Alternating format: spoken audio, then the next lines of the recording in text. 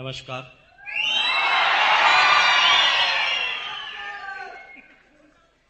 नमस्कार। कैसे हैं आप? मैं पूछ रहा हूं कैसे हैं आप?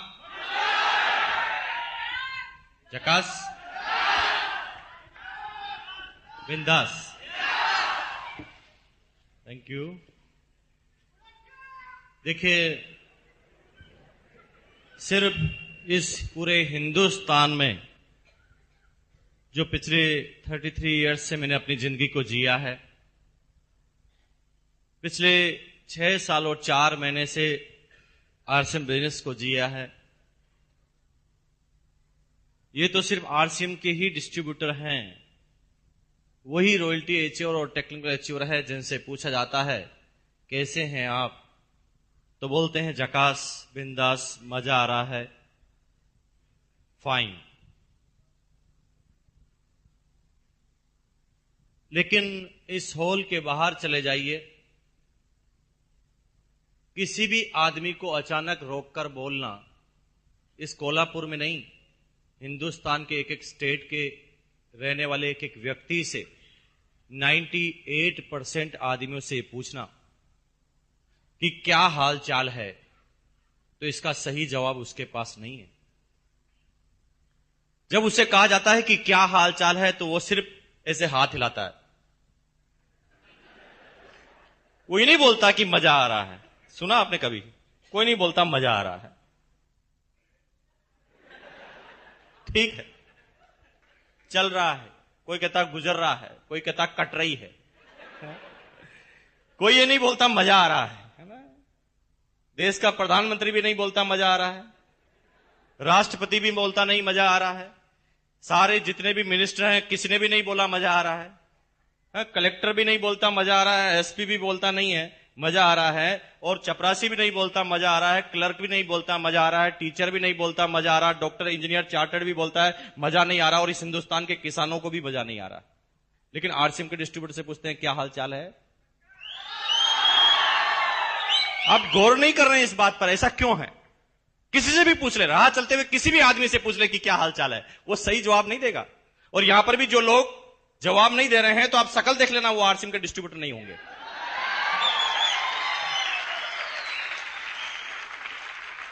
कितनी अजीबो गरीब बात है ना। सब आदमी लोगों को यह बताते हैं कि मैं जिस काम को कर रहा हूं वो संतुष्ट हूं, लेकिन अंदर ही अंदर जब भी वो अपना एक क्वेश्चन अपने ही जीवन से, अपने ही दिमाग से पूछता है कि क्या तुझे मजा आ रहा है, तो अंदर से जवाब आता नहीं बेटा, जिस काम के लिए तू पैदा हुआ वो काम तू नहीं कर रहा, चाहे तू भी डॉक्टर बन गया है। और तभी मिस्टर सतीश पंडित ने, नाम सुना कितने आदमी ने सतीश पंडित का? Very good. मिस्टर सतीश पंडित जो एक जनक, एक अवतार इस बिजनेस में हुए, उन्होंने जब टेक्निकल पर वो पहुंचे थे, वो मेरी ग्रेट डाउनलाइन में से एक थे, और जब वो टेक्निकल पर पहुंचे थे तो उन्होंने मुझे एक कविता लिखकर, शिमला के अंदर हमारी टेक्निकल अचीवर्स की मीट थी, उसके अंदर उन्होंने मुझे वो कविता गिफ्ट दी थी, और उस कविता का शीर्षक था आराम कर, और उसकी चौथी पंक्ति में उन्होंने लिखा था, तू जिसे चाहता उसे चाहता नहीं, इस झूठ से न खुद को परेशान कर, आराम कर। तू जिसे चाहता उसे चाहता नहीं, इस झूठ से न खुद को परेशान कर, आराम कर। कहने का मतलब क्या है? यानी हम बाहर लोगों को यह बता रहे हैं कि हम सुखी हैं, हम डॉक्टर हैं इसलिए सुखी हैं, हम टीचर हैं, हम गवर्नमेंट सर्वेंट हैं इसलिए सुखी हैं, हम इंजीनियर, चार्टर्ड या कलेक्टर हैं इसलिए सुखी हैं। लेकिन अंदर ही अंदर वो हर इंसान जानता है कि जिस काम के लिए वो पैदा हुआ है वो काम वो नहीं कर रहा है। कोई भी आदमी किसी भी एक व्यक्ति में, किसी भी एक काम में संतुष्ट नहीं है। कलेक्टर भी संतुष्ट नहीं है, इस देश का प्रधानमंत्री भी संतुष्ट नहीं है, आम नागरिक भी संतुष्ट नहीं है, किसान भी संतुष्ट नहीं है, इंजीनियर, डॉक्टर, चार्टर्ड, टीचर, कोई भी एक वर्ग ऐसा नहीं है जो संतुष्ट हो। और हर वर्ग को ऐसा लगता है कि सामने वाला आदमी मेरे से ठीक है। इंजीनियर ये कहता है कि डॉक्टर की जिंदगी अच्छी होती है, डॉक्टर ये कहता है कि टीचर की जिंदगी अच्छी होती है, टीचर ये कहता है कि नेता की जिंदगी अच्छी होती है, नेता कहता है कि कलेक्टर की जिंदगी अच्छी होती है, कलेक्टर कहता है कि प्रधानमंत्री की जिंदगी अच्छी होती है, लेकिन सभी जानते हैं कि मेरी जिंदगी तो अच्छी नहीं है। कितनी अजीबोगरीब बात है, क्योंकि संतुष्टि एक ऐसा शब्द है जो एक इंसान को जब वो आम जीवन जीता है तो उसे किसी भी एक क्षेत्र में सारी संतुष्टि एक साथ नहीं मिलती। एक बहुत बड़ा बिजनेसमैन है कोल्हापुर का, माफ कीजिए, उसके पास पैसा है, पैसा तो उसके पास है। आज उसके पास 2 शोरूम है, वो 2 लाख रुपए पर मंथ कमाता है या 4 लाख रुपए पर मंथ कमाता है। लेकिन जब वो अपने काम को बढ़ाएगा, 2 से 4 शोरूम करेगा, तो पैसा कम हो जाएगा कि बढ़ जाएगा? पैसा बढ़ जाएगा उसका। ज्यादा काम करेगा, पैसा उसके पास बढ़ जाएगा। लेकिन दोस्तों, मेरी बात का जवाब देना, क्या पैसा बढ़ जाएगा तो टाइम भी उसके साथ बढ़ जाएगा? पैसा जो जो बढ़ता जाएगा, उसके टाइम की कमी उसको सताने लगेगी। वो और ज्यादा बिजी हो जाएगा जैसे जैसे उसके पास पैसा आता जाएगा। माफ कीजिए, इस कोल्हापुर के रिक्शे वाले के पास टाइम तो बहुत है, पैसा नहीं। यहां के बिजनेसमैन के बाद पैसा तो बहुत है, लेकिन टाइम नहीं। और सिक्योरिटी का तो लेना ही देना नहीं, दूर दूर तक नहीं। कोल्हापुर में उसका शोरूम है, जिस दिन कोल्हापुर में कर्फ्यू लगता है उसका शोरूम नहीं चलता। यस और नो? जिस चीज का वो बिजनेस करता है, जब वो आउट ऑफ फैशन हो जाती है तो भी उसका शोरूम बंद हो जाता है। जिस दिन उसका मैनेजर और कर्मचारी हड़ताल कर देते हैं तो भी उसका शोरूम बंद हो जाता है। यानी कल की कोई भी सिक्योरिटी उसके पास नहीं है।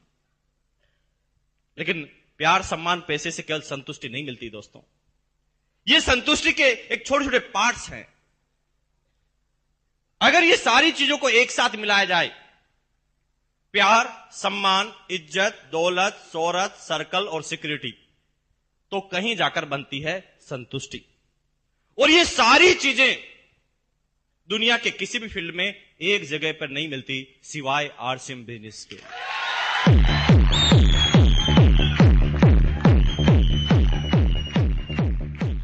जब भी मैं कहीं किसी से पूछता था कि क्या हाल चाल है, कोई किसी का जवाब नहीं देता था। लेकिन आज ये लड़का जो आपके सामने खड़ा है, 244 रुपए से इस बिजनेस से सफर चालू किया था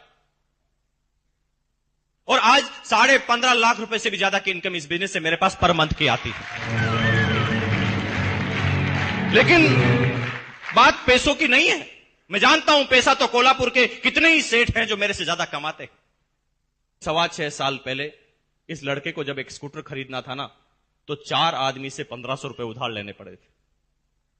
मैं क्यों बोल रहा हूं ये सारी बातें? क्या फर्क पड़ सकता है आपके जीवन पर? यस, मैं आज उसी की तरफ इशारा करने के लिए आया हूं। माफ कीजिए, आपके कोल्हापुर में बहुत सारे व्यापारी होंगे जिनके पास जो पैसा मेरे पास आता है उससे कहीं गुना ज्यादा महीने का पैसा वो कमाते होंगे। आई नो वेरी वेल, मैं जानता हूं अच्छी तरह से। लेकिन उसके पास पैसा तो बहुत है, लेकिन क्या मेरी तरह उसके पास समय है? क्वेश्चन पूछना एक दिन उससे जाकर कि भैया, मुकेश कोठारी 3 महीने के लिए स्विट्जरलैंड घूमने जा रहा है, क्या आप उसके साथ चलना पसंद करेंगे? वो कहेगा मरने की फुर्सत नहीं है, कौन से घूमने की बात कर रहे हैं आप? क्या अजीबोगरीब इत्तिफाक है। उसके पास पैसा तो बहुत है, लेकिन टाइम उसके पास बिल्कुल नहीं। लेकिन मेरे पास पैसों के साथ साथ टाइम भी पैदा हुआ। शुरू के 3 साल मैं मानता हूं कि मेरे पास टाइम नहीं था, क्योंकि सतीश पंडित ने उसी कविता की 6ठी लाइन में लिखा था, इश्क मांगे कदम कदम कुर्बानियां, कुछ देर के लिए कुछ लज्जते कुर्बान कर आराम कर। इश्क मांगे कदम कदम कुर्बानियां। इश्क मतलब जो भी नया काम आप कर रहे हैं, नया काम जो आप करने जा रहे हैं, जिसमें आप सफल होना चाहते हैं, जिसमें आप नंबर 1 जाना चाहते हैं, जहां पर भी आप नया काम करेंगे वहां पर आपको कुर्बानियां देनी पड़ेगी। बिना कुर्बानियों के आप नंबर 1 तक नहीं जा सकते। मुझे पता है कि शुरुआती 3 साल में जब इस बिजनेस हमने और हमारी अपलाइन ने चालू किया, मैं महीने में 25-25 दिन अपने घर से बाहर रहा करता था। सिर्फ एक मिशन, एक जज्बा, एक जुनून मेरे अंदर था। समझने वाले नहीं थे मैं समझाने के लिए, लेकिन फिर भी तैयार था। नहीं समझते थे लोग बाग, लेकिन 3 साल तक लगातार पूरे हिंदुस्तान में दौड़ लगाई और फिर मेरे पास पैदा होना चालू हुआ समय। आज यहां का जो लाला है वो कहीं ज्यादा पैसा मेरे से कमाता होगा, लेकिन उसके पास 24 घंटे ही हैं, 24 आवर्स। लेकिन मेरे पास 24 घंटे थे। मैंने 2 डाउनलाइन बनाई, ए और बी। दोनों ने इस बिजनेस में 1-1 घंटा काम अपने लिए करना चालू कर दिया, तो वो काम मेरे लिए भी तो हो गया। तो 24 और 2 मेरे पास कितने घंटे हो गए? 26। उसके पास 24 ही थे। यहां के लाला के पास जिंदगी भर 24 ही घंटे रहेंगे। मेरे पास हो गए 26। और तब इस घंटों की गणित को मैंने समझा और काम करना चालू किया। आज हिंदुस्तान में 60 लाख से ज्यादा डिस्ट्रीब्यूटर मेरी डाउनलाइन में है। 60 लाख, 60 लाख। अब थोड़ा अंदाज लगाना दोस्तों, थोड़ी गणित लगाना। 60 लाख आदमी आरसीएम बिजनेस में 1 मिनट भी सोचे, करे नहीं। करना में तो आदमी का हार्ट अटैक हो जाएगा। मैं करने की बात नहीं कर रहा हूं, मैं काम की नहीं बात कर रहा हूं। अगर 60 लाख आदमी आरसीएम बिजनेस के बारे में एक दिन में 1 मिनट भी सोचे तो मेरे पास एक दिन के 60 लाख मिनट हैं। क्या यहां के लाला के पास है? पूछना जाकर। नहीं है उसके पास। उसके पास टाइम की कमी है। जैसे जैसे वो अपने बिजनेस को बढ़ाता जाता है, टाइम उसके पास और कम होता जाता है। लेकिन मेरे पास उल्टा है। जो जो आरसीएम बिजनेस का टेक्निकल चोर आगे बढ़ता जाता है, उसके पास टाइम भी और ज्यादा पैदा होता जाता है। टाइम भी हो कीजिए। टाइम और पैसा तो एक स्मगलर के पास भी हो सकता है, एक तस्कर के पास भी हो सकता है। एक समय में वो बहुत सारा पैसा कमाकर फ्री हो जाए। लेकिन माफ कीजिए, तीसरी जो बड़ी चीज है वो है सिक्योरिटी। उस स्मगलर को बार बार ये चीज सताती है कि कल मेरे बच्चों का क्या होगा। ये सुनो, उसे ये चिंता सताती है कि कल क्या होगा। इस हिंदुस्तान का एक एक नेता, एक एक प्रधानमंत्री, हर लोग परेशान हैं कि कल क्या होगा। और कल के लिए, कल को सुरक्षित करने के लिए वो ढेर सारा पैसा इकट्ठा कर लेते हैं, फिर भी उसकी सिक्योरिटी उसे नसीब नहीं होती। जिस दिन कोल्हापुर में कर्फ्यू लगता है, जिस दिन कोल्हापुर में बाढ़ आती है, भगवान न करे ऐसा होगा नहीं, मैं जानता हूं, क्योंकि आरसीएम सिटी कोल्हापुर बन गई है। लेकिन अगर जिस दिन ऐसा होता है तो माफ कीजिए, यहां पर किसी आदमी का बिजनेस नहीं चलेगा, लेकिन मेरा चलेगा, क्योंकि लोग बाग नमक खाना तो फिर भी नहीं छोड़ेंगे।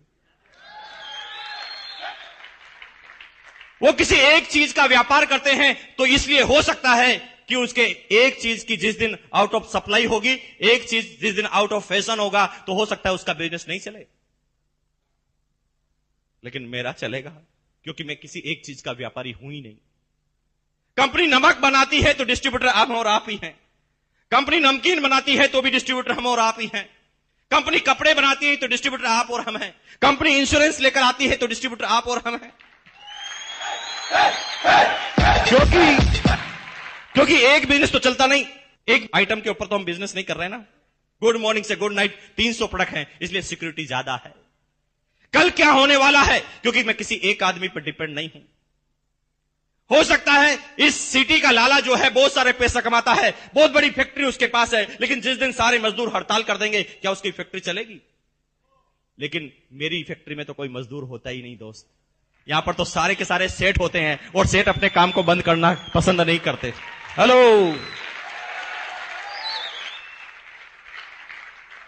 टाइम हो गया, पैसा हो गया, सिक्योरिटी हो गया, लेकिन टाइम, पैसे और सिक्योरिटी से क्या संतुष्टि मिल जाएगी? ना, नहीं मिल सकती। टाइम, पैसा और सिक्योरिटी के बाद अगर संतुष्टि मिलती तो टाटा बिरला को संतुष्ट हो जाना चाहिए, बिल गेट्स को भी संतुष्ट हो जाना चाहिए ना। नहीं है वो संतुष्ट, क्योंकि उसके बाद सबसे बड़ी भूख होती है, वो होती सम्मान की। मैं एक क्वेश्चन आपसे पूछता हूं, आप इस बिजनेस में आएंगे पैसों के लिए? यस और नो? पैसों के लिए इस बिजनेस में आएंगे। एक दिन ऐसा होगा कि आपके पास बहुत बड़ा पैसा आ जाएगा। एक दिन आपके सारे अकाउंट, आपके सारे लॉकर ज्वेलरी से और पैसों से भर जाएंगे।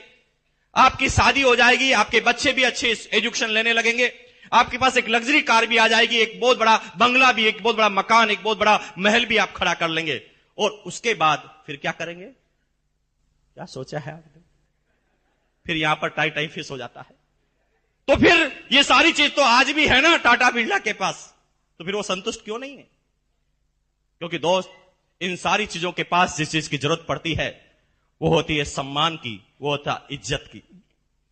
फिर उन आदमियों को यह महसूस होता है कि नहीं, समाज में मेरा नाम होना चाहिए, नंबर 1 पर जाना चाहूंगा, लोग बाग मेरी इज्जत करना चाहिए, मैं जिस भी मोहल्ले से निकलूं लोग बाग ये इशारा करना चाहिए कि वो सेठ जा रहा है। यस और नो? और इसलिए वो सारे टाटा बिरलाओं ने बहुत पैसा कमाने के बाद भी सब सारी संतुष्टि नहीं मिली, तो उन्होंने अपना पैसा मंदिर और मस्जिद बनाने में खर्च करना चालू कर दिया।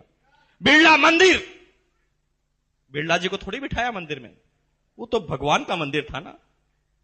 वो तो भगवान का मंदिर था, लेकिन मंदिर का नाम रखा बिरला मंदिर। फिर भी उस बिल्ला जी को संतुष्टि नहीं मिली। उन्होंने मंदिर पे नाम पर पैसा खर्च करना चालू किया ताकि उनका सम्मान हो,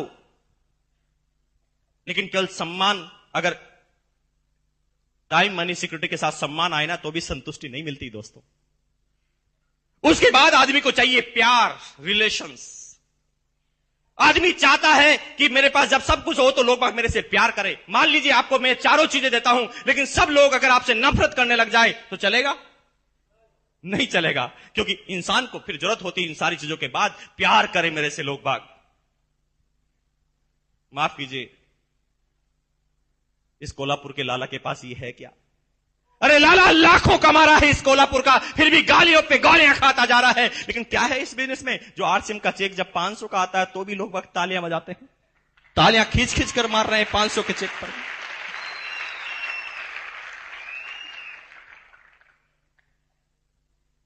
अरे कभी कभी तो समझ में नहीं आता कि रिएक्ट क्या करें। मेरा क्या रिलेशन है इस कोल्हापुर से और यहां पर मैं आया हूं? मेरे खानदान का कोई भी आदमी इस कोल्हापुर में पहले नहीं आया था, और नहीं मेरे पूरे समाज में कोई भी आदमी यहां पर पैदा हुआ था। फिर क्यों करते हैं आप मेरा सम्मान? क्यों देते हैं बुक्के? जब मैं सुबह आता हूं तो मुझे छुपना पड़ता है कि कहीं नजर नहीं पड़ जाए किसी की। लोग बाग प्यार के लिए उतावले रहते हैं, पता चल जाए तो ट्रेन को रोक दे। क्यों भाई इतना इज्जत? किसी नेता की भी तो नहीं करते इतने दिल से इज्जत। क्या रिलेशन है आपका और मेरा? हमारा यहां का रिलेशन है, क्या मिलेगा वहां पर रिलेशन? इज्जत इतनी कि कभी कभी रिएक्ट करना भी मुश्किल हो जाता है। मेरी एज 33 साल की, एक 70 साल का, एक 75 साल का आदमी आता है, समझ में नहीं आता कि क्या करना चाहिए। उस समय आंखों में आंसू भर जाते हैं, रोने की इच्छा नहीं होती। समझ में नहीं आता कि ये आदमी ने जो किया है उसका रिएक्शन में क्या करूं। 75-80 साल का आदमी मेरे पैरों में जाकर गिर जाता है, समझ में नहीं आता कि मेरे दादाजी के बराबर आदमी मेरे पैरों में जाकर गिरा है, क्या करना चाहिए मुझे? क्यों है इतनी इज्जत? क्यों है इतना प्यार? लेकिन दोस्त, इज्जत प्यार भी हो जाए फिर भी संतुष्टि नहीं मिलती, क्योंकि फिर आदमी को चाहिए सर्कल। वो चाहे कि इज्जत तो उसके घर वाले तो करे, उसके परिवार वाले करे, उसके समाज वाले करे, लेकिन जब वो बाहर जाए तो क्या करे? जब उसे कोई काम करना हो तो सर्कल किस तरह से काम करे? ये लड़का जो आपके सामने खड़ा है, मैं भीलवाड़ा में पैदा हुआ, मेरे सारे रिश्तेदार राजस्थान के थे। लेकिन दोस्त, एक ताकत इस बिजनेस में एक नेटवर्क के पास आती है, एक टेक्नोलॉजी के पास आती है। इस कोल्हापुर का कलेक्टर जो नहीं करवा सकता, आरसीएम बिजनेस का टेक्नोलॉजी और एक मिनटों में करवा सकता वो काम, मिनटों के अंदर। मैं अगर राव साहब या भरत सावंत साहब आपसे पूछता हूं कि अगर मैं कोई काम आपको बताऊं तो क्या आप मेरे काम को करने के लिए मना कर सकते हैं? क्यों? वो इसलिए क्योंकि यहां से जुड़ा हुआ है मामला। हेलो, अब क्योंकि वो काम मेरा पहला प्रेफरेंस से करेंगे, चाहे वो रात की 2 क्यों ना बजी हो, लेकिन वो इसलिए क्योंकि रात को 2 बजे मैं भी उनके लिए तैयार हूं। अब एक आदमी राजस्थान में रहता है, उसका सर्कल कहां कहां है? मैं एक छोटा सा एग्जांपल बताता हूं दोस्तों, वहां पर पैसा काम नहीं आता। आप समझना इस बात को, अगर अभी भी आप समझ पाए तो पूरी जिंदगी आपकी चेंज हो सकती है। आज के 4 साल पहले की, 3 साल पहले की बात है। मेरे एक दोस्त थे मिस्टर अरुण, जो भीलवाड़ा के रहने वाले थे, करोड़पति खानदान से बिलोंग करते थे। एक दिन कार में उनकी माताजी और पिताजी कहीं जा रहे थे, एक एक्सीडेंट हुआ। इतना तेज एक्सीडेंट हुआ कि बाहर तो स्क्रैच कम आए, लेकिन अंदर की चोटें बहुत आई। और इतनी तेज एक्सीडेंट हुआ कि यहां जो फेफड़ा था, उस फेफड़ों के अंदर पानी भर गया मदर के। भीलवाड़ा में बहुत ज्यादा मेडिकल की फैसिलिटी अच्छी नहीं होने की वजह से डॉक्टर को बताया गया। डॉक्टर ने ऊपर जहां पर भी खरोचे आई वहां पर इलाज किया, लेकिन पूरे शरीर का चेकअप नहीं किया। मदर बार बार बोलती थी कि मेरे सीने में दर्द है। डॉक्टर बार बार कहता कि एक्सीडेंट हुआ है तो दर्द तो होगा ना। 15 दिन तक भी दर्द जारी रहा। जब डॉक्टर को बात समझ में नहीं आई तो उन्होंने रेफर किया। पड़ोस का एक जगह है, डिस्ट्रिक्ट है उदयपुर, नाम सुना आपने? उदयपुर में रेफर किया। वहां पर मेडिकल थोड़ी इंप्रूव है।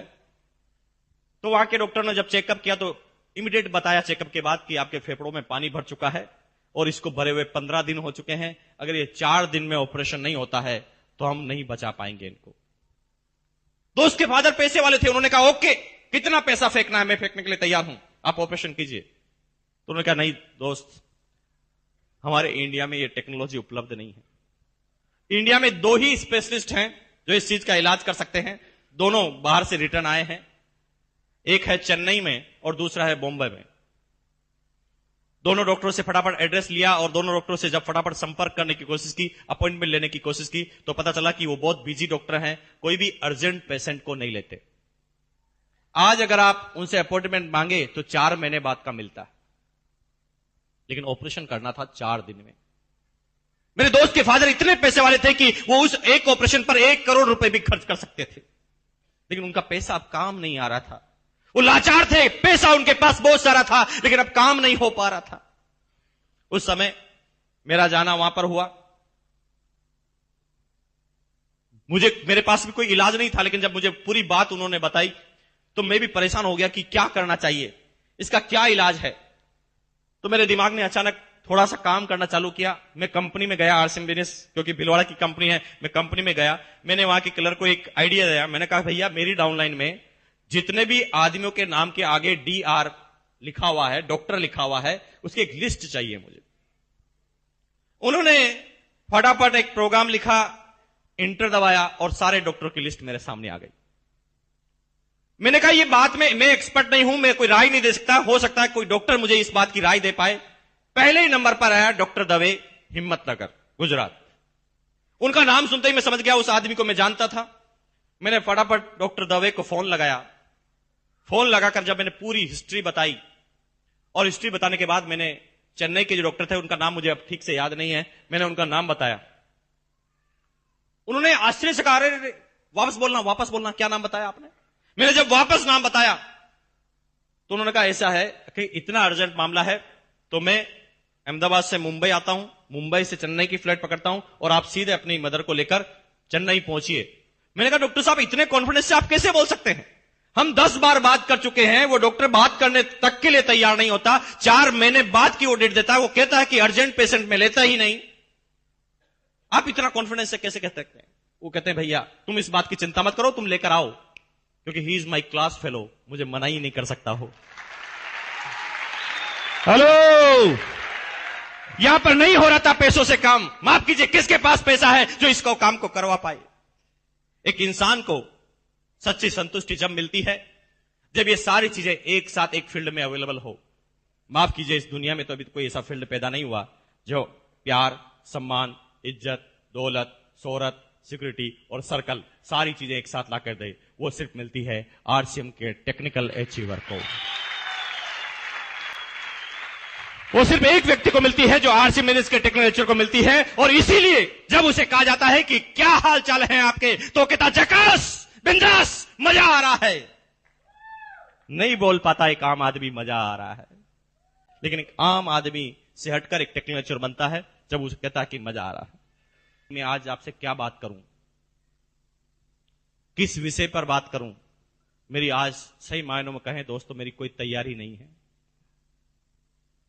आप ही बता सकते हैं तो बता दीजिए कि किस विषय में बात कर लें। जिस विषय में कहोगे उसी विषय में चल पड़ेंगे दोस्तों। आपके जो भी विषय जिंदगी के छूटे हुए बता दो आज मुझे, क्योंकि आज मैं बड़ा खुश हूं और जो भी बात करेंगे ना वो यहां से करेंगे।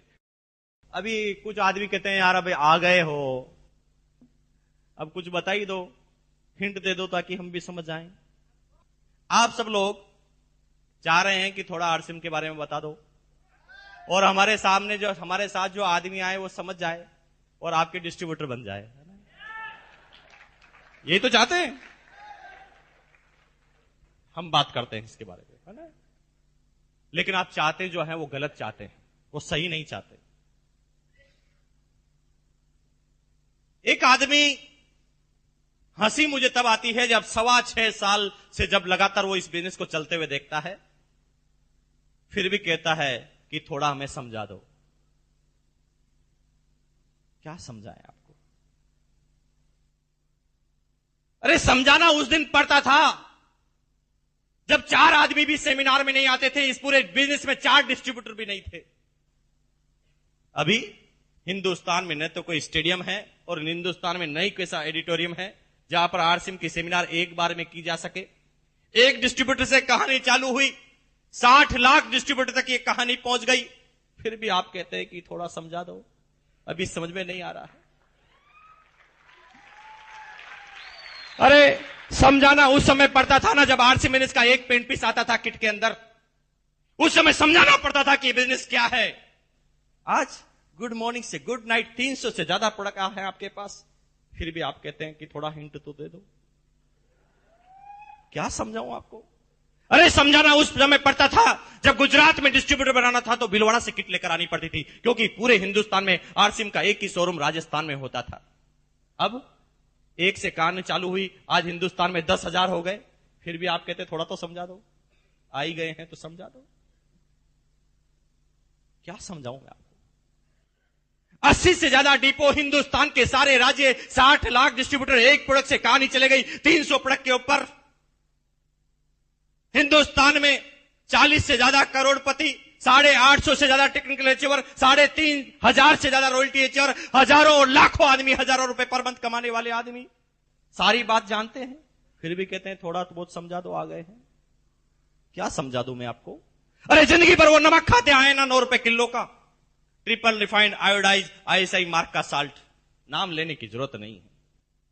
जिंदगी भर वो 9 रुपए किलो का नमक खाते आए, अब वही नमक आपको 7 रुपए किलो में मिले, triple refined iodise ISI mark के साथ, और 7 रुपए मिलने के बाद भी उसके बिजनेस वॉल्यूम का 41% वापस मिले, फिर भी आप कहते हैं थोड़ा तो समझा दो ना। क्या समझाऊं मैं आपको? क्या बाकी रह गया समझाने को?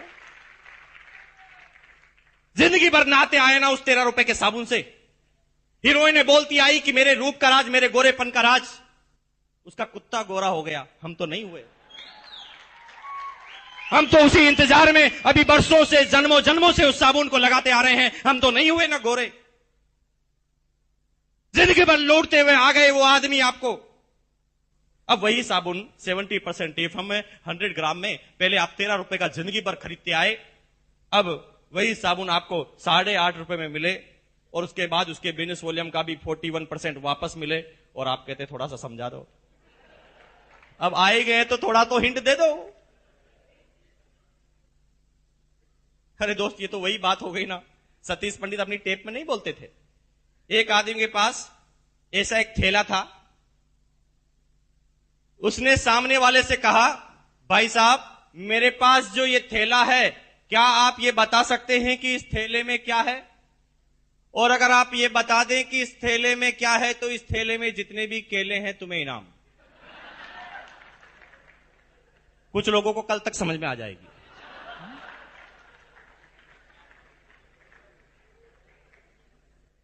क्या आप बता सकते हैं दोस्त, मेरे पास जो ये थैला है इस थैले में क्या है?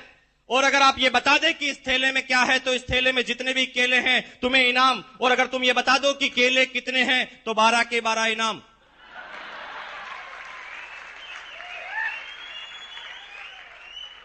दोस्तों, प्रॉब्लम यहां पर नहीं है, प्रॉब्लम इस जगह पर नहीं है, प्रॉब्लम इस जगह पर है कि कुछ लोग ये सारी बात सुनने के बाद भी ऐसे दिमाग लगाते हैं।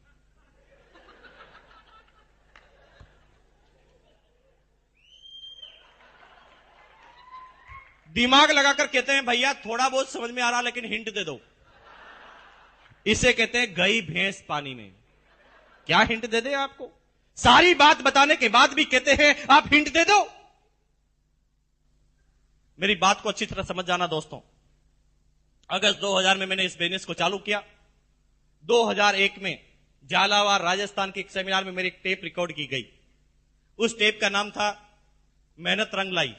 अभी वो टेप मार्केट में अवेलेबल नहीं है क्योंकि उस समय मैं ढंग से बोलना भी नहीं आता था, लेकिन जो शुरुआती डिस्ट्रीब्यूटर हैं सब लोगों ने उस टेप को सुना होगा। और वो 2000 की टेप अभी भी अवेलेबल है कंपनी के रिकॉर्ड में, और मेरे पास भी उसकी कॉपी है।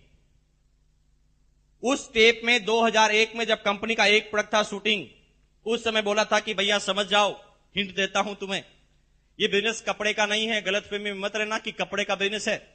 ये बिजनेस जीवन है, जीवन बनाने का बिजनेस है। कल तुम अगर लगे रहोगे, कंपनी प्रोडक्ट लेती आएगी, जब आगे से आगे ये प्रोडक्ट बढ़ेंगे, तुम्हारी डाउनलाइन जब आसाम में भी जाएगी और आसाम में भी डाउनलाइन जब सुबह उठकर भगवान के सामने जाएगी और अगरबत्ती निकालकर बोलेगी ओम जय जगदीश हरे, तो आपके घर में आएंगे हरे हरे हरे हरे हरे हरे हरे हरे हरे हरे हरे। लेकिन 2001 में उन साथियों ने इस बात को नहीं सुना, लेकिन जिन जिन ने भी सुना वो सारे के सारे आज रूबी और स्टार रूबी हैं। जिन लोगों ने सुना वो सारे के सारे रूबी और स्टार रूबी हैं, क्योंकि अभी ये बिजनेस चालू नहीं हुआ है।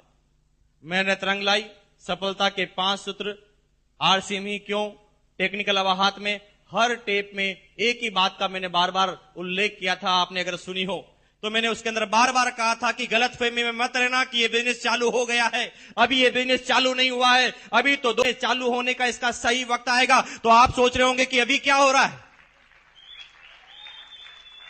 गलतफहमी में मत रहना कि अभी ये बिजनेस हो रहा है, अभी बिजनेस नहीं हो रहा है दोस्तों। अभी तो आर्थिक आजादी की सेना तैयार की जा रही है और अभी सिर्फ सैनिकों की भर्ती चालू है, जनरल आदमी की भर्ती अभी इस बिजनेस ने चालू नहीं की है। अभी तो ये कंपनी एफएमसीजी प्रोडक्ट की कंपनी है, फास्ट मूविंग कंज्यूमर गुड्स।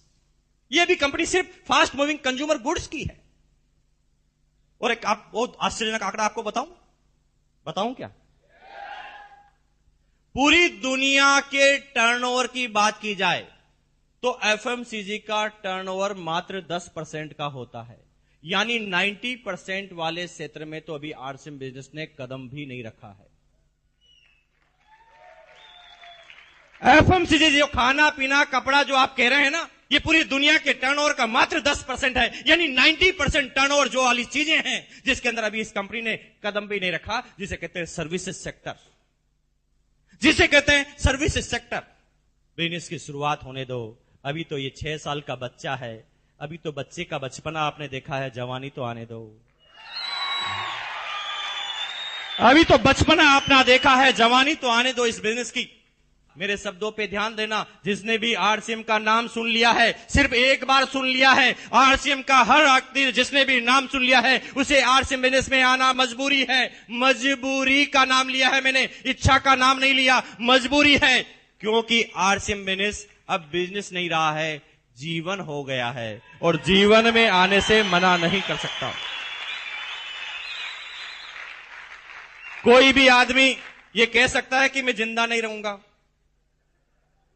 क्योंकि आरसीएम बिजनेस में आपको वही काम करने पड़ते हैं जो आप पहले ही करते हैं।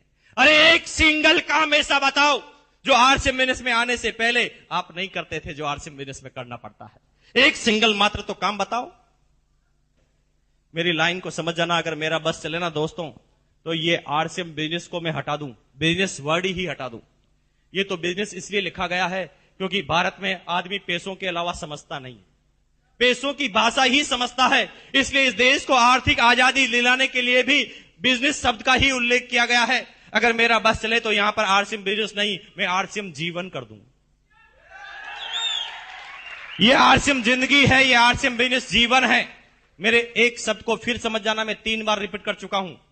शायद ये हिंट आप ले जा रहे हैं कि नहीं ले जा रहे हैं मुझे पता नहीं। हर उस आदमी को आरसीएम बिजनेस में आना पड़ेगा, ये उसकी मजबूरी है जिसने भी आरसीएम का नाम सुन लिया है। कुछ लोग जो थोड़ा सा भी दिमाग रखते हैं इस बिजनेस के प्लान को देखते ही समझ जाते हैं। कुछ लोग लोगों को चलते हुए देखकर समझ जाते हैं। कुछ लोग पड़ोसी के घर में जब कार आती है तो समझ जाते हैं। कुछ लोग पड़ोसी को जब 3 साल करते हुए देखते हैं तो समझ जाते हैं। कुछ लोग समझ जाते हैं, कुछ लोग समझा दिए जाते हैं, कुछ लोग मर्जी से समझ जाते हैं, कुछ लोग मजबूरी से समझ जाते हैं। हर आदमी को जिसने भी इस बिजनेस का नाम सुन लिया है उसे आना पड़ता है, क्योंकि आरसीएम बिजनेस नहीं जीवन है। जीवन में आने से कोई मना नहीं कर सकता। लेकिन क्यों होता है समय 1 साल 2 साल 3 साल 4 साल बाद क्यों एक आदमी को यह बात समझ में आती है? Now seminar is start. अब चालू हो रही है सेमिनार की बात। निकाल लीजिए अगर आपके पास पेन है, निकाल लीजिए आपके पास अगर डायरी है। समझ जाना, अगर ये 3 बातें समझ में आ गई, पूरी सेमिनार, पूरा बिजनेस और पूरी जिंदगी समझ में आ जाएगी। पूरी लाइफ, ना सिर्फ इस बिजनेस की बात कर रहे हैं, जिंदगी के हर क्षेत्र में, चाहे आप नेता हैं तो नेता में नंबर 1, बिजनेस करते हैं तो बिजनेस में नंबर 1, सर्विस करते हैं तो सर्विस में नंबर 1, आरसीएम करेंगे तो आरसीएम बिजनेस में नंबर 1, आप गृहिणी हैं तो गृहिणी में नंबर 1, और अगर आप अच्छे पति हैं तो पति में नंबर 1, पत्नी है तो पत्नी में नंबर 1, जिसमें भी जाएंगे उसमें नंबर 1। क्योंकि मैं बताने जा रहा हूं सफलता के 3 दुश्मन। नंबर 1, पहला ईगो, घमंड, ईगो, घमंड। नंबर 2, शर्म, शेम। नंबर 3, शंका, डाउट। ईगो, शर्म, शंका। ईगो, मुझे पता है इस हॉल में आज बहुत सारे ऐसे आदमी हैं जो पहली बार आए होंगे, और इस हॉल में इतनी तालियां बजने के बाद भी वो ताली नहीं बजा रहे हैं। पता है क्यों? सफलता का पहला दुश्मन उनकी जिंदगी में आ गया है, जो 95% आदमियों की जिंदगी में आ जाता है, एकदम सही समय पर एंट्री लेता है, जिसे कहते हैं ईगो। पता है वो क्यों नहीं बजा रहा है? जानते हैं कि उसे अच्छा लग रहा है, उसे मजा आ रहा है, फिर भी वो ताली इसलिए नहीं बजा रहा है क्योंकि उसे जबरदस्ती पहली बार किडनैप करके लाया गया है।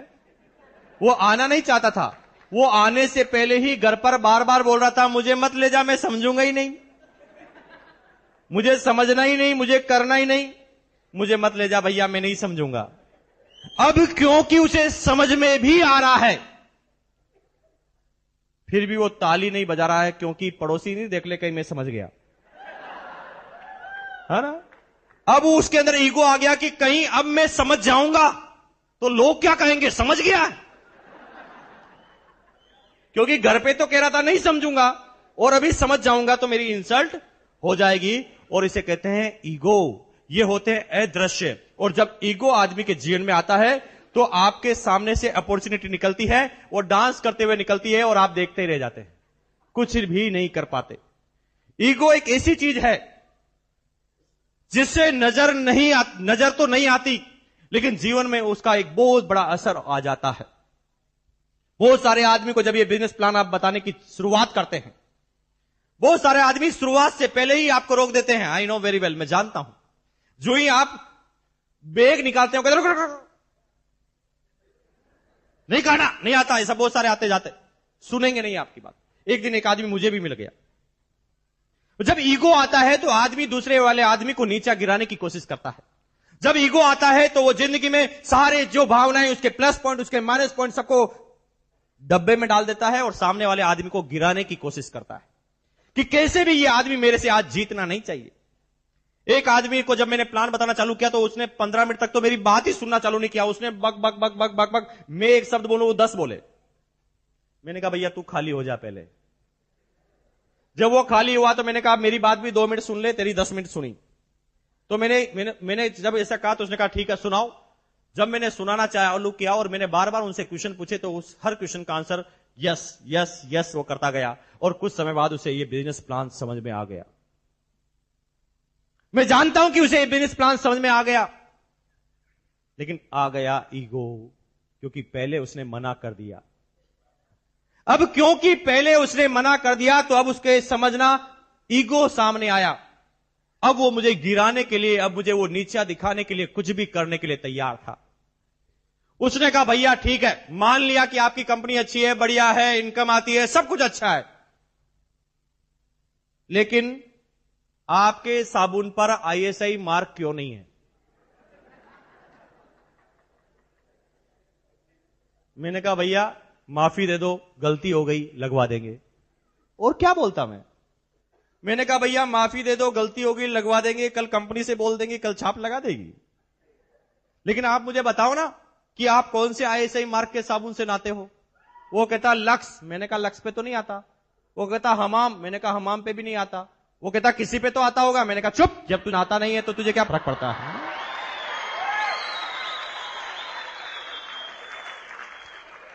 जब ईगो आता है तो आदमी कुछ भी पूछता है, हर कुछ वो प्रेस्टीज इश्यू बना लेता है, और वो नीचे गिराने के लिए आदमी को कुछ भी करने के लिए तैयार हो जाता है। एक आदमी ने मुझे कहा, भाई साहब आपकी कंपनी क्या रजिस्टर्ड कंपनी है? मैंने कहा भैया किसमें करवाएं? भाई किसमें रजिस्टर्ड करवाएं तू ही बता दे। वो कहता किसी में तो होती होगी। मैंने कहा चुप, जब तुझे पता नहीं किसमें होनी चाहिए, जब तुझे पूछने का अधिकार क्या है? यूं ही ईगो आता है कि मैं ज्यादा पढ़ा लिखा हूं, ये मुझे समझाएगा। क्या ये मुझे समझा सकता है? मैं इंजीनियर हूं, मैं डॉक्टर हूं, मैं चार्टेड हूं, ये छठी क्लास आदमी क्या मुझे समझा सकता है? Perfection is paralysis. अगर आप सोचते हैं कि मैं सीख चुका हूं, जान चुका हूं, मैं परफेक्ट हो चुका हूं, तो समझ लो आपको लकवा लग चुका है। अब आप आगे नहीं जा पाएंगे क्योंकि आप समझने की शुरुआत में ही रुक गए हैं। क्यों होता है इस हिंदुस्तान में? एक आईआईटी पास इंजीनियर जब वो हिंदुस्तान में दुनिया के सबसे टफेस्ट कंपटीशन को देता है और आईआईटी इंजीनियर बनता है, नाम सुना है आपने? एक आईआईटी इंजीनियर में औसतन धीरूभाई अंबानी से भी 10 गुना ज्यादा दिमाग होता है, लेकिन वो सारे के सारे आईआईटी इंजीनियर धीरूभाई अंबानी के यहीं पर सर्विस करते हैं। क्योंकि एक विषय में ज्यादा जानकारी के बाद उनके अंदर पहला सफलता का चंपालाल आ जाता है, जिसे कहते हैं ईगो। वो बार बार ये कहता है कि अच्छा ये मुझे समझाएगा। वो लोगों की बात ही नहीं सुनता। और धीरूभाई अंबानी फिर भी 10वीं पास होते हुए 65,000 करोड़ पर क्यों पहुंच जाता है?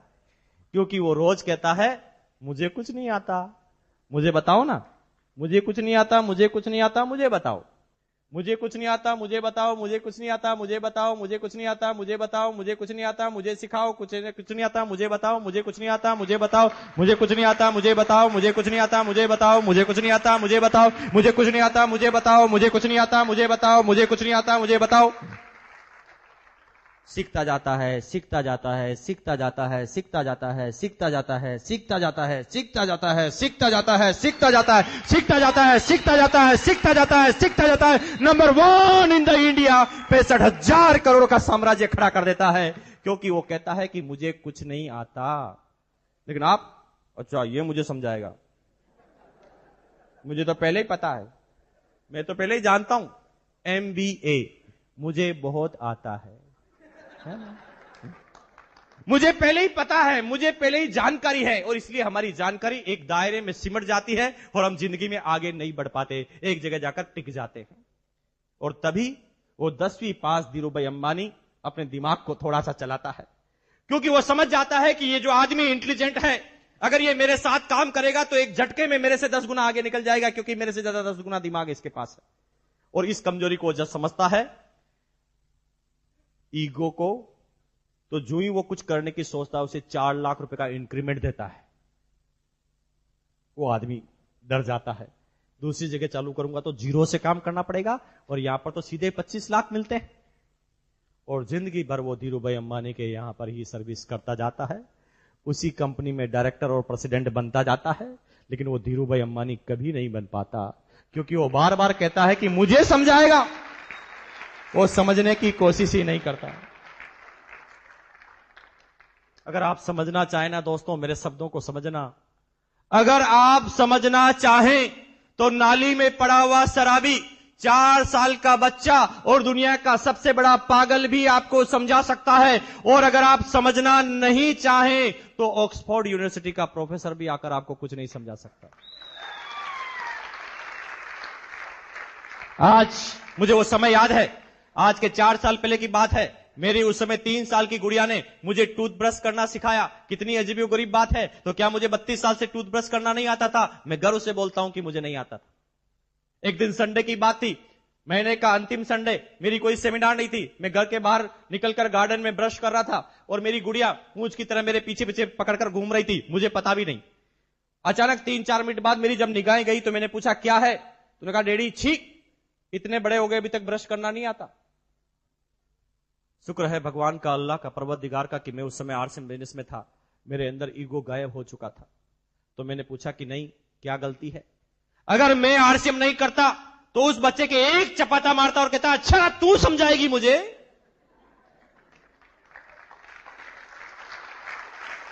मैंने कहा मैंने उससे कहा क्या गलती है? तो उन्होंने कहा डैडी इतने बड़े हो गए अभी तक समझ में नहीं आती। हमारी मैम ने बताया है कि आपके दांतों की, आपकी टीथ की जो लाइन है वो तो स्ट्रेट है और आप ब्रश को यूं घुमा रहे हैं। हमारी मैम ने बताया कि ऐसे बोलो, zig zag zig zag zig zag zig zag zig zag. Mukesh Kothari ने एक ही चाटा अपनी गर्दन पर लगाया कि बेवकूफ हो गया, 32 साल से ब्रश करना नहीं आता, 4 साल के बच्चे ने तुझे सिखा दिया। गलत फहमी में मत रहना दोस्तों। सीखना चाहें तो 2 साल का बच्चा, 4 साल का बच्चा नाली में पड़ा हुआ शराबी और दुनिया का सबसे बड़ा पागल भी समझा सकता है। और नहीं समझना चाहे ना दोस्त, और ठान ले कि मैं समझूंगा ही नहीं, तो कोई नहीं समझा सकता, चाहे दुनिया का सबसे बड़ा प्रोफेसर भी आकर आपको कुछ समझाए, नहीं समझ में आएगा। ईगो, अगर जिंदगी में कामयाब होना चाहते हैं तो आज ईगो को यहां पर रख के जाना। मैं ये नहीं कहता कि आज बिजनेस करना, मैं ये नहीं कहता कि इस बिजनेस का काम करना।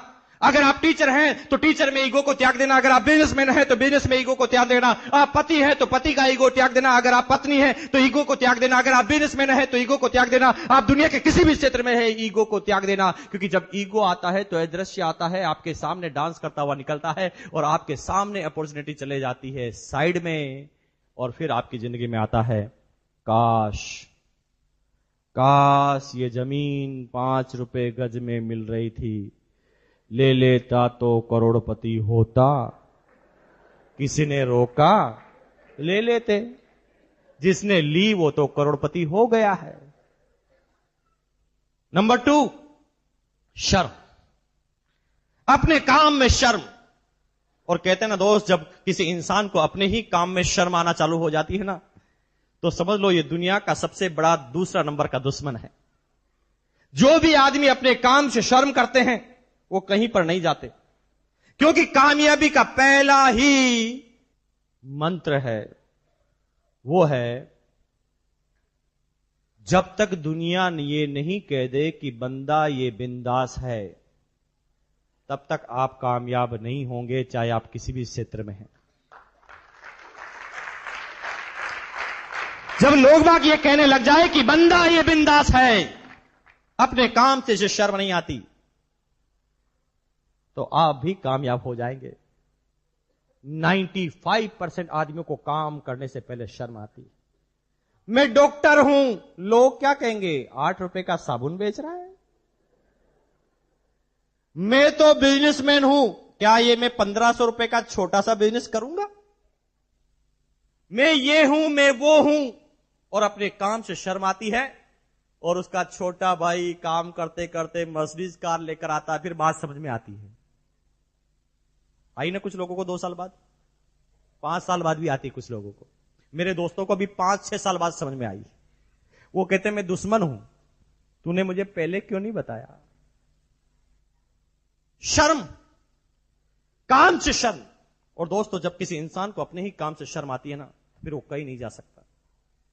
कहते हैं, किसी विद्वान ने भी कहा है, अगर आप चाहते हैं 5 मिनट की खुशी प्राप्त करना तो एक झपकी ले लो। अगर आप चाहते हैं कि 3 घंटे की खुशी लेना तो एक फिल्म देखने चले जाओ।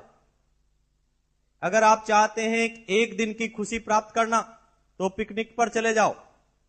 अगर आप चाहते हैं 7 दिन की खुशी प्राप्त करना तो हनीमून पर चले जाओ। अगर आप चाहते हैं कि 3 महीने की खुशी लेना तो शादी कर लो।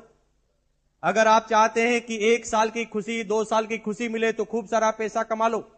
लेकिन अगर आप चाहते हैं कि जिंदगी भर खुशी चाहिए तो अपने काम से प्यार कर लो। अपने काम से अगर आपको प्यार हो गया तो किसी खुशी की तलाश में आपको नहीं जाना पड़ेगा। अगर आप अपने काम से प्यार कर लेते हैं तो कभी आपको किसी खुशी की तलाश में नहीं जाना पड़ेगा। दोस्त, जो भी शर्म को त्यागा है वो सब नंबर 1 पर गए हैं, लेकिन 98% आदमी नहीं त्याग पाते अपनी शर्म को।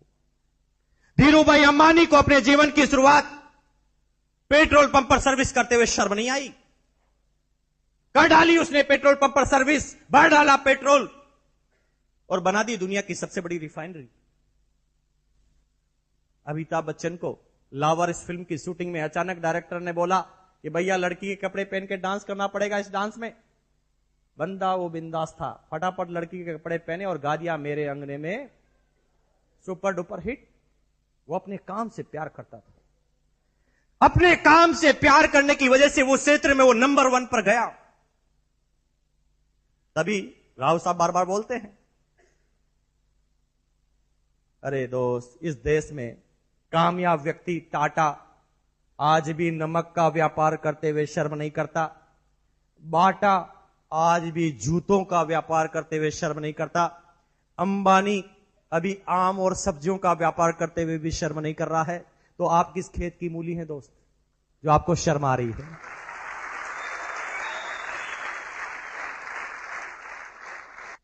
तीसरा है शंका, डाउट।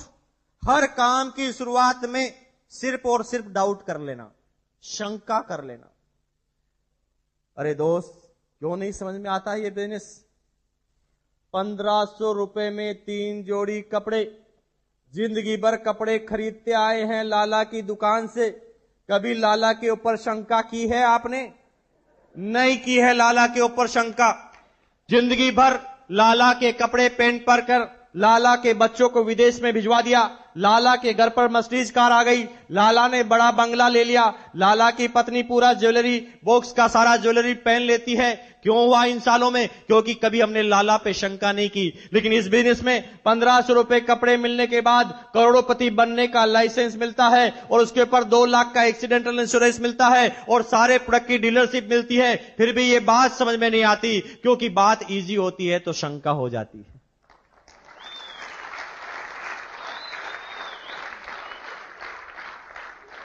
एक बहुत बड़ी बात बता रहा हूं दोस्तों, मैं यहां पर राजस्थान का राजस्थानी बनकर बात नहीं कर रहा हूं, मैं हिंदुस्तान का हिंदुस्तानी बनकर बात नहीं कर रहा हूं, मैं किसी जाति धर्म का बात नहीं कर रहा हूं, मैं आरसीएम की वजह से यहां पर बात नहीं कर रहा हूं। मैं जो बात कर रहा हूं एक सच्चा आदमी बनकर बात कर रहा हूं, मेरी बात को समझना। राजस्थान के व्यापारी को पूरे हिंदुस्तान में क्या कहा जाता है पता है आपको? मारवाड़ी। और मारवाड़ी का ब्रांड इमेज बताऊं मैं आपको? कंजूस मक्की चूस। आज भी हर फिल्म में उसी मारवाड़ी को बताया जाता है जिसने टोपी पहनी है, वो राजस्थानी भाषा में बात करता है, उसके रोल को केस में बताया जाता है कंजूस मक्की चूस। अभी तो आप हंस लिए, आगे सुनो। उसे कहा जाता है कंजूस मक्की चूस। जिस आदमी को कहा जाता है कंजूस मक्की चूस, आज पूरे हिंदुस्तान की अर्थव्यवस्था की बात करें ना, तो 50% से ज्यादा अर्थव्यवस्था सिर्फ मारवाड़ियों के हाथ में है।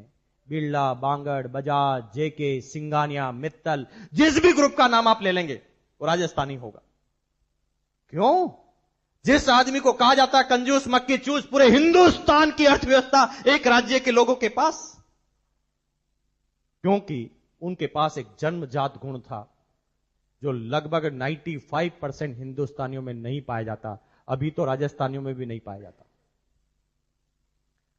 वो बिजनेसमैन उस समय जब भी किसी आदमी के साथ व्यापार करते थे, जब भी किसी आदमी के साथ बिजनेस करते थे, तो बिजनेस करने से पहले अपने ही दिमाग से एक क्वेश्चन पूछते थे, बता दिमाग, मैं जो इस आदमी के साथ बिजनेस करने जा रहा हूं, इससे मेरा क्या फायदा होगा?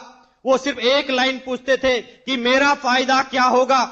लेकिन दुनिया ये पूछती है कि मेरा फायदा छोड़ो, इसका क्या फायदा होगा? इसलिए बात समझ में नहीं आती। 1500 रुपए में 3 जोड़ी कपड़े, 300 प्रोडक्ट की डीलरशिप, LIC, आप इंश्योरेंस, सारी चीजें मिलने के बाद, 7 रुपए किलो का नमक मिलने के बाद, 8 रुपए का साबुन मिलने के बाद भी लोग बाग इसे क्यों नहीं समझ पाते? क्योंकि इतनी इजी है ना, इसलिए शंका हो जाती है। 1500 रुपए में इतनी सारी चीजें दे रहा है, जरूर कोई ना कोई बात होगी, इसलिए बात समझ में नहीं आती। और इसीलिए वो हर चीज में नेगेटिव चीज ढूंढना चालू करता है।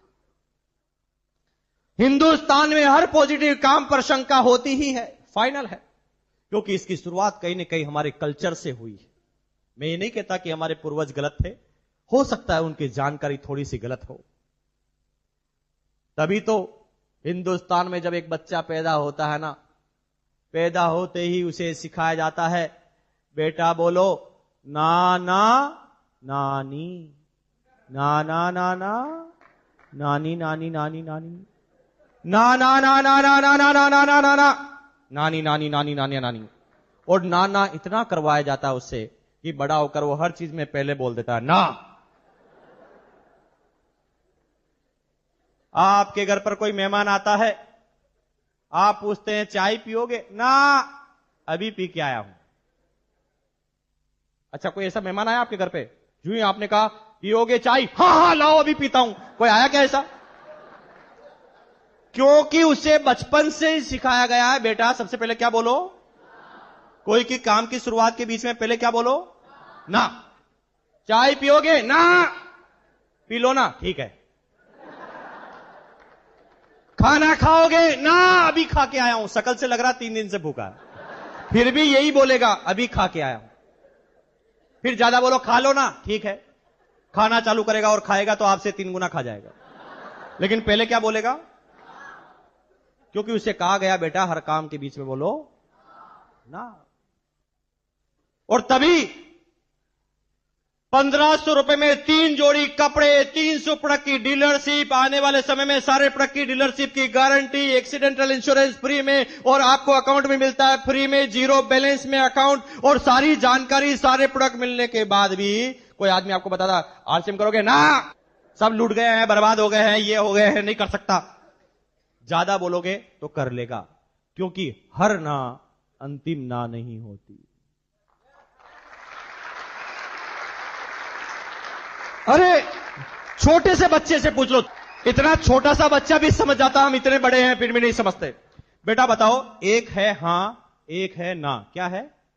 हाँ और ना। और ना। और ना अगर मर गया तो क्या बचेगा? हाँ। यही तो बताने आया हूं भैया। थैंक यू, बैठो। देखिए, इतना छोटा सा बच्चे ने बता दिया कि ना के बाद क्या बचा, लेकिन आप एक बार सुनते हैं परेशान होता, कोई बनता ही नहीं। अरे बेचारा बचपन से उसे सिखाया गया पहली बार में क्या बोलो। आप क्यों परेशान हो रहे हैं? वो बोलेगा ना, आपने भी तो पहली बार में ना बोला था। आप इंतजार करें उसके हां का, आप बात करें उससे आगे, क्योंकि बात इतनी पॉजिटिव है ना भैया, इसलिए तो शंका होती है कि 1500 रुपए में जीवन, 1500 रुपए में जीवन बना देता है, विश्वास नहीं होता, इसलिए शंका होती है। अगर अभी भी मेरी बात को नहीं समझ में आ रहे हैं ना, तो कितने आदमी शादीशुदा है, हाथ खड़ा कर दो। क्यों, दूसरी शादी करने का मूड है क्या? हाथ खड़ा करो ना, अगर हो गई तो खड़ा कीजिए। वेरी गुड, हाथ नीचे रखिए। आप सब लोग शादीशुदा है, और जो लोग आज अपनी पत्नी को यहां पर नहीं लेकर आए हैं, जो आदमी अपनी पत्नी को आज यहां पर नहीं लेकर आए हैं, यहां से घर पे जाना, घर पे जाते ही अपनी पत्नी को सामने बिठाना और मुस्कुराकर बोलना आई लव यू। आपके ऊपर ही शंका हो जाएगी। आपकी पत्नी ये पता लगाएगी कि आज इनका पता लगाओ कि कहां गए थे। ऐसा पॉजिटिव शब्द कैसे बोलते हैं? क्योंकि शब्द पॉजिटिव है, इसलिए शंका जायज है। समझ रहे मेरी बात को? क्योंकि आदमी को शंका तब होती है जब उसे ज्यादा मिलता है। मुझे पता है, आज के 3 साल पहले मैं स्लीपर क्लास में सफर करता था, और मैं स्लीपर क्लास में सफर इसलिए करता था क्योंकि मेरी और ग्रोइंग स्टेज थी, और मुझे पता था कि मेरे जैसे आदमी स्लीपर क्लास में ही मिल सकते हैं ट्रेन के अंदर। तो मैं 3 साल पहले की बात है, स्लीपर क्लास में विंडो के नजदीक बैठा हुआ था, एक भिखारी किसी स्टेशन पर आया। देखिए, हिंदुस्तान का भिखारी ऊपर नहीं चढ़ता, नीचे की तरफ गिरता जाता है। मुझे क्या बोलता है पता है? आते ही, सर प्लीज, सर प्लीज 1 रुपया देंगे? मैं उसकी तरफ देख के मुस्कुराया। उसने कहा 8 आने तो दे दे। अब वो औकात में भी गिरता जा रहा है, पैसे में भी गिरता जा रहा है। जब मैं उसकी तरफ देख के और मुस्कुराया तो उसने कहा 54 की भी औकात नहीं क्या तेरी? मैंने कहा यार अजीब मामला है, गिरता ही जा रहा है, गिरता ही जा रहा, कोई हद ही नहीं। मैंने अचानक जेब में हाथ डाला, 500 का नोट निकाला, मैंने कहा ले, वो भाग गया। उसने कहा इसका क्या फायदा है? अरे तेरे को 500 से मतलब है कि मेरे फायदे से मतलब है? और 90% आदमियों को यह बात इसलिए नहीं समझ में आती कि इसका क्या फायदा है, और इसलिए बिजनेस समझ में नहीं आता। और यह सफलता के जब 3 दुश्मन किसी की जिंदगी में आते हैं,